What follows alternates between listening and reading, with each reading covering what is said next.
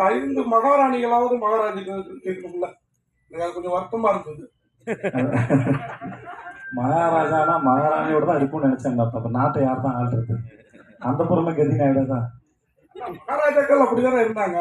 எல்லா மகாராஜா அப்படி இருக்க வாய்ப்பு இல்லைன்னு.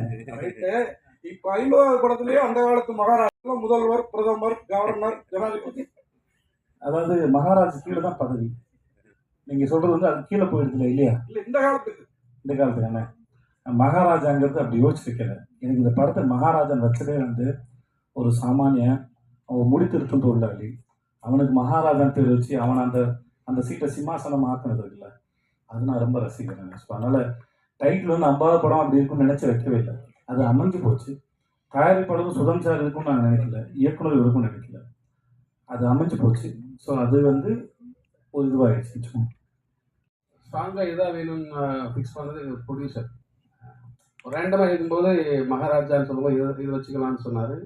இல்லை யோசிக்கலான்னு ஒரு 3 இல்லை இதுதான் வேணும் அப்படின்னு சொல்லி ஸ்ட்ராங்காக பண்ணது ப்ரொடியூசர் சொல்லுங்க சார். மறுத்து பேசல. அவருக்கு ஃபோன் எடுக்கலங்கிறது உண்மைதான். அவர் காசு கொடுத்து படம் எடுக்க சொன்னாருங்கிறது உண்மைதான். எல்லாம் உண்மையை சொல்லிட்டாரு.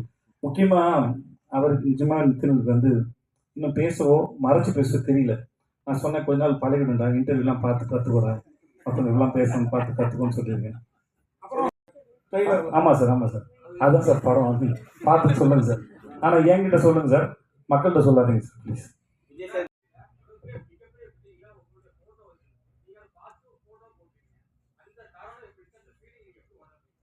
நான் இது இப்போ துபாயில் எல்லா இன்டர்வியூலையும் சொன்னேன். நம்ம மக்கள்கிட்டையும் அதை பகிர்ந்துக்கல, சந்தோஷம் தான் சார். முதல்ல இதை நான் சொல்லி சலிச்சு போன கதையாக இருந்தாலும் கேட்குறதுக்கு ஒரு சுவாரஸ்யம் இருக்குன்னு நினைக்கிறேன் சார். இங்கே ஒரு கம்பெனியில் அக்கௌண்ட்டாக வேலை பார்த்துனேன் சார். அது பேர் GKS enterprises, cement company sir. மாதம் 3500 சம்பளம் சார். இன்னொரு ஃப்ரெண்டு சொல்லி ஹீரோ ஸ்டார்னு ஒரு கம்பெனி இருக்குது, அங்கே துபாயில் வேலை கேட்குறாங்க. அங்கே 12,000 சம்பளம்னு சொன்னாங்க. 1000 ரூபான்னு சார். என்கிட்ட அப்போ பாஸ்போர்ட் இல்லை. நான் வந்து பாஸ்போர்ட் எடுக்கிறதுக்காக அப்ளை பண்ணுங்கள், டைம் ஆகிடும், எனக்கு சீக்கிரம் போகணும், 10 நாளில் ஊருக்கு போகணும்னு சொல்லிட்டாங்க சார். அப்போ வந்து நானே என்னோடய degree certificate, ration card, contract certificate எல்லாத்தையும் எடுத்துகிட்டு நேராக கமிஷன் ஆஃபீஸ் போய்ட்டேன். அங்கே ஒரு நல்ல மனுஷன் இருந்தார். எனக்கு யாரையும் எதிர்பார்க்கல. ஏன்னா ஏரியாவில் கவுன்சிலர் பார்க்கணும்னு சொன்னாங்க, காசு கொடுக்கணும்னு சொன்னாங்க. கையில் சுத்தமாக காசு கிடையாது, எனக்கு எதுவும் தெரியாது. அப்போ நான் இருந்த ஏரியா. ஓகே, அப்போது நான் நேராக எதுக்கு எனக்கு யாரும் தெரியாது, நான் நேராக கமிஷன் ஆஃபீஸ் போயிட்டேன். அங்கே போய் இந்த டிபார்ட்மெண்ட் கேட்டு உள்ளே இருந்தது ஒரு நல்ல மனுஷன் இருந்தார். அவர்கிட்ட இதெல்லாம் காமிச்சு, சார் குடும்ப சூழல்னால வேலைக்கு போகிறேன், எனக்கு இந்த மாதிரி கேட்குறாங்க சார், சீக்கிரம் போங்க சார். அந்த நல்ல நேரம் அவர் எடுத்தார். அந்த பாஸ்போர்ட் அப்ளிகேஷன் இவ்வளோ வந்துருந்தது சார். அதை எடுத்து என்னோடய அப்ளிகேஷன் எடுத்து, தம்பி நீங்கள் நாளைக்கு காலைல போயிடுங்க area police station. Area police station போனேன். அவர் வந்து என்னை கேட்டார், உங்களுக்கு கமிஷன் ஆஃபீஸில் ஆள் தெரியுமா? எனக்கு யாரும் தெரியாது. ஆனால் எனக்காக அவர் சொல்லியிருக்காரு. பாஸ்போர்ட் கிடச்சிது, வாங்கிட்டு ஊருக்கு போனேன். ஒரு கவர் கொடுத்துருந்தாங்க. அந்த கவரை பார்த்து பட்டேல்னு ஒரு தாத்தா வருவார், அவர் கூட்டிகிட்டு போகிறோன்னு சொல்லிட்டாங்க. அவருக்கு 75 வயசு, எனக்கு 20 வயசு. அப்போது அவர் வந்து நான் 21 வயசு எனக்கு.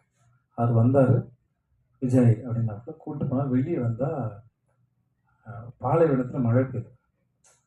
நம்ம துபாயில் பெரிய ஆளாக போகிறோம்டா அப்படின்னு நினச்சி கனவுகளோடு நான் போவேன். அங்கேருந்து ஒரு 15-20 நிமிஷம் என்னோடய ரூமு. அது மாதிரி ஒரு 6க்கு 3 பெட் ஒன்று கொடுத்தாங்க. அப்புறம் முடித்தோடனே என்னை நேராக கோயிலுக்கு கூப்பிட்டு போனாங்க.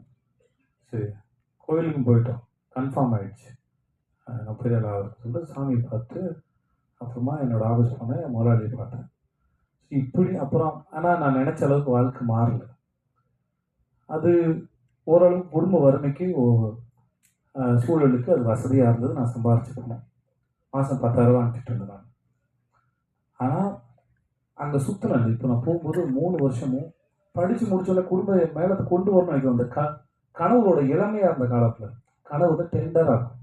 20 வயசு எல்லாருக்கும் எதையும் சாதிக்க மாட்டேன்னு ஒரு கனவு வந்து டெண்டராக இருக்கும். அதுதான் ரொம்ப ஆழமாக இருக்கும், ஏக்கம் அதிகமாக இருக்கும். அந்த சமயத்தில் நான் சுற்றின தெருக்கள் வந்து துபாயோட தெருக்கள். அங்கே தான் சுற்றிருக்கேன், அங்கே தான் ஏங்கியிருக்கேன். எதையாவது பண்ண மாட்டோமான்னு ஏங்கியிருக்கேன்.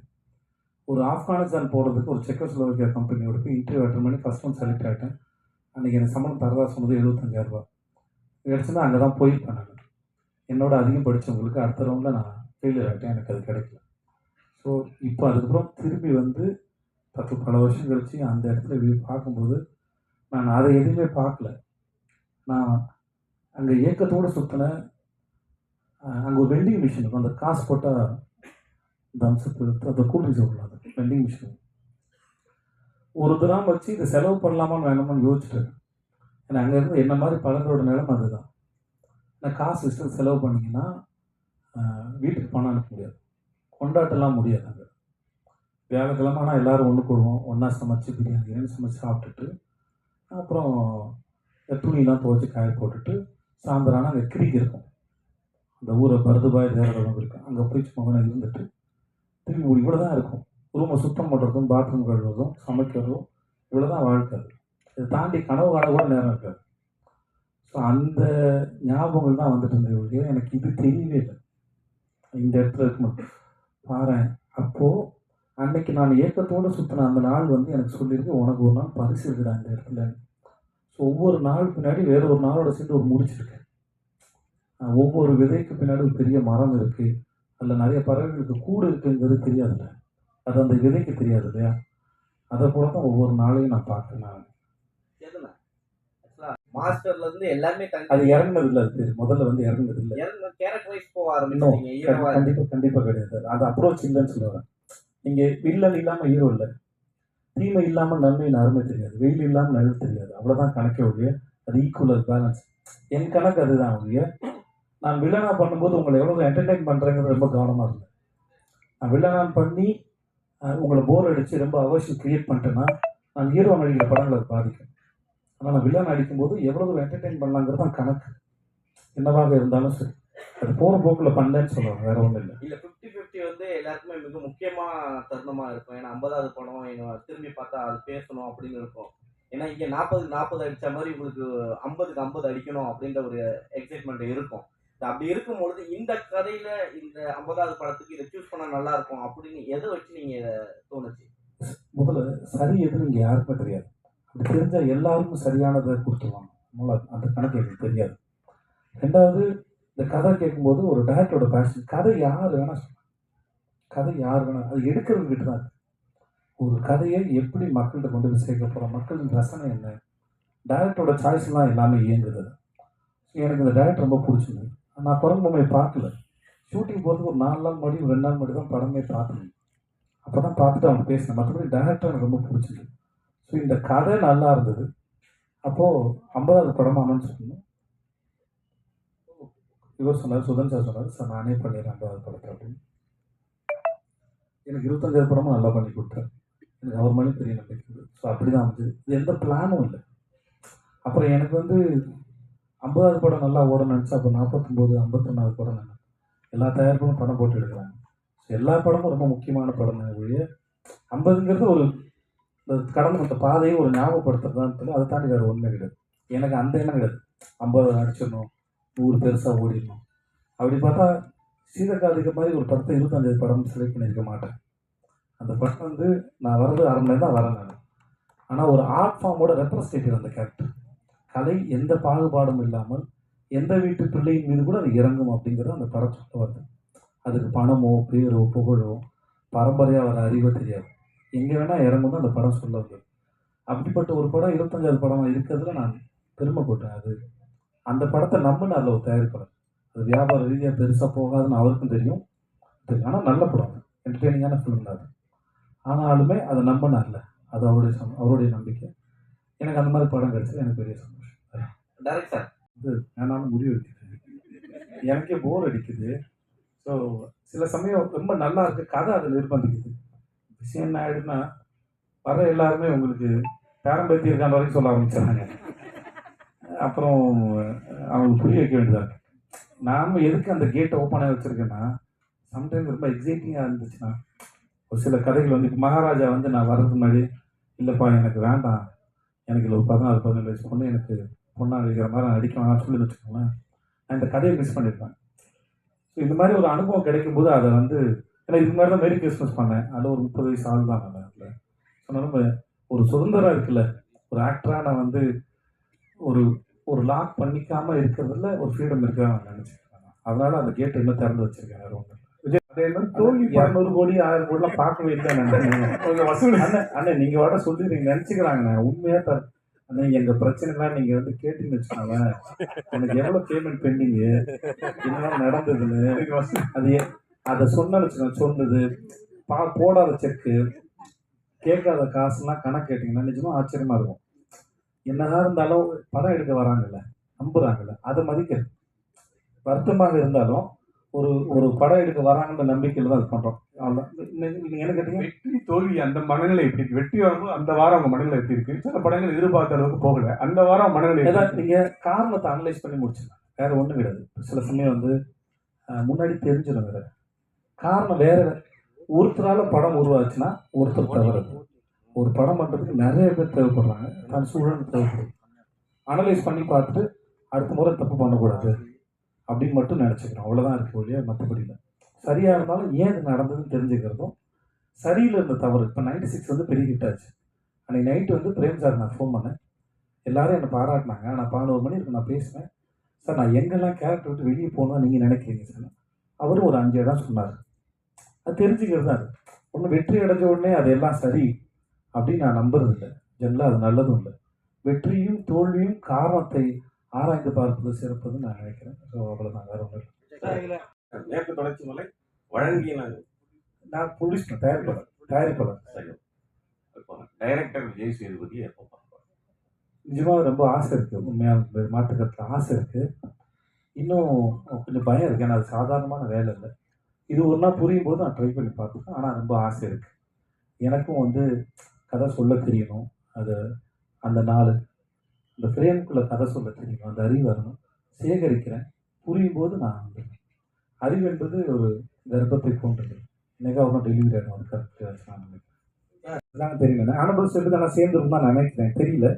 பட் ஆனால் கணக்கு என் ஆளுங்க போடும்போது அது சேர்ந்தா இருக்கா. ஆமாம், சில கெஸ்ட் ஒன்றுலாம் சேர்க்கல நாங்கள். ஓகே சார், நீங்கள் சொன்ன கடைசி சேர்க்கல சார், ரொம்ப கஷ்டம் சார். அது ஸ்பிரிச்சுவல் வந்து உணர்றது இல்லையா சார், அதுக்கு பெரும் காலம் எடுக்கும். அது ரொம்ப கஷ்டப்பட்டேன், அதை தொடர்றதுக்கு ரொம்ப கஷ்டப்பட்டேன். அதனால் வந்து ஸ்பிரிச்சுவாலிட்டி வந்து அவ்வளோ சாதாரண விஷயம் நான் நினைக்கிறேன். எல்லாத்தையும் சரண்டர் பண்ணி அப்படியே ஏற்றுக்கிற ஒரு தன்மை வரணும். அது எனக்கு இந்த வாழ்க்கையில் வரல. ஆனால் அது பெர்ஃபார்ம் பண்ணும்போது அது ஃபேக்காக பண்ணிடக்கூடாது, ரொம்ப மெனக்கேட்டேன். ஓரளவு நான் தொட்டதாக நினைக்கிறேன். அது பண்ணும்போது எனக்கு எப்படின்னா, அங்கே மக்கள் வந்து என்னை நம்பினாங்க. நான் விபூதி இங்கே வச்சுருந்தேன், எனக்கு சுருக்கு போயிடுறது, அடிச்சுனா கையில் விபூதி வந்துடும், உள்ள கை இங்கே அடிச்சாலே வந்துடும். வரிசையில் நின்று என்ன வர வேணும்னு கேட்பேன். மழை பெய்யும், காடு நல்லா இருக்கும், அடுத்து என் புள்ள நல்லா இருக்கும், புள்ள நல்லா படிக்கும் போ, அப்படி எல்லாரும் விபூதி பூசிருந்தேன். அது நான் வந்து மனசார தான் நான் அதை செஞ்சேன். நான் அந்த கதாபாத்திரம் ரொம்ப ரசித்தேன். நான் எழுதுறப்ப மணியனை கேட்டேன், எப்படி தர அது எழுதுனீங்க அப்படின்னு. ஸோ அது ரொம்ப கஷ்டமானது. சூப்பர் டீலர்ஸ் சாதாரணமான விஷயம் இல்லை. அது ரொம்ப அது குமாரராஜான்னு அந்த ஒரு மாபெரும் அந்த டைரக்டர் இல்லாட்டி அந்த மாதிரி கதையை வேறு யாரும் நம்பி நான் போயிருப்பேனான்னு கூட எனக்கு தெரியாது. ஏன்னா அந்த படம் நான் என்ன நம்பி போகவே இல்லை. பாலகுமார் ரொம்ப கஷ்டப்பட்டிருக்கேன். நிறைய படம் இருக்குது. அது சில சமயம் உங்களுக்கு படமாக தெரியாது, சில சீனில் போய் நிற்கும்போது எம்டி ஆகிடும். ஒரு இடம் இறங்கி பண்ணும்போது காத்துட்டு நான் கேட்டுருக்கேன். ஒரு சீன் பாபி அடித்து கொள்கிற சீன் ஒன்று இருக்கும். அன்றைக்கி எனக்கு வாழ்க்கையிலும் பிரச்சனை இல்லை, ஒன்றுமே இல்லை. ஆனால் நடிக்க வரல, அன்றைக்கி நடிக்க வரல. நான் சொன்னேன், தலைவா நடிக்க என்ன தலைவா வரல, தலைவா மைண்டில் ஒன்றுமே இல்லை தலைவா, வீட்டில் சண்டை இல்லை, எந்த பிரச்சனையும் இல்லை தலைவா, கடன் தொல்லை இல்லை, ஆனால் ஏன் தெரியல தலைவா, மைண்டு ரொம்ப எம்டியாக இருக்குது, நீங்கள் ஒரு நாள் மட்டும் என்னை போட்டுக்கிட்டு எதாவது காப்பாற்றுங்க. அன்றைக்கி வேறு சீன் எடுத்தார், அந்த சீன் எல்லாம் நடிக்க முடியும். இந்த மாதிரி ஒரு படம் இல்லை, ஒரு கேரக்டர் இல்லை. சில சமயம் ரொம்ப சாதாரணமான விஷயம். கூத்துப்பாட்டில் முதல்ல போகும்போது நீங்கள் நடிக்கிறான்னு உங்களை அப்சர்வ் பண்ணுறது செக் பண்ண போனோம்னா இன்ச்சு பேர் சுவிட்சு போடுன்னு சொல்லுவாங்க. சாதாரணமாக சுவிட்ச் போட்டு போயிடுவோம்ல, 10 பேர் முன்னாடி உட்காந்துருப்போம், இன்ச்சு சுவிட்ச் போடும்போது ரொம்ப கான்சியஸ் ஆகிடும். அதுவே நடிப்பு தான் சொல்லப்படுது.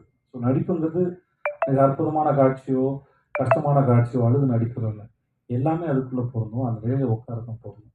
அப்படி எல்லாத்தையும் சாதாரணமாக எடுத்துக்க முடியல. இந்த படத்துலேயே சில காட்சிகள்லாம் இருக்குது, நான் ரொம்ப கஷ்டப்பட்டேன். இப்போ நீங்கள் கல் தூக்கி போடுறது பார்த்தீங்களா, ஒரு கடைசியில் ஒரு பார்த்தீங்களா, அதில் நீங்கள் படம் பார்க்கும்போது தெரியும், அவ்வளோ எக்ஸ்பிரஷன், அதில் அவ்வளோ கணக்கு இருக்குது. நீங்கள் கதை பார்த்துட்டு வரும்போது அந்த இடத்துல உங்களுக்கு அத்தனை சேர்ந்து வந்துடணும்.